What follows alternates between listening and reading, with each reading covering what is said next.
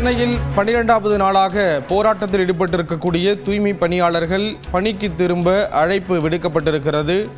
பணி நிரந்தரம் உள்ளிட்ட கோரிக்கைகளை வலியுறுத்தி தூய்மை பணியாளர்கள் 12வது நாளாக போராட்டத்தில் ஈடுபட்டு வரக்கூடிய நிலையில் பொதுநலன் கருதியும் தங்களது பணி பாதுகாப்பை கருத்தில் கொண்டும் பணிக்கு திரும்ப அரசு கோரிக்கை விடுத்திருக்கிறது.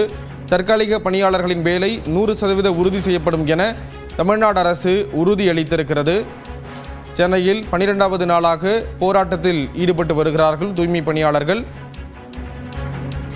அவர்களுக்கு ஆதரவாக பல்வேறு அரசியல் கட்சி தலைவர்கள் அவர்களை சந்தித்து ஆறுதல் கூறக்கூடிய ஒரு சூழலில் தற்பொழுது அரசு சார்பில் அழைப்பு விடுக்கப்பட்டிருக்கிறது. பணிக்கு திரும்ப வேண்டும் என்று அழைப்பானது விடுக்கப்பட்டிருக்கிறது.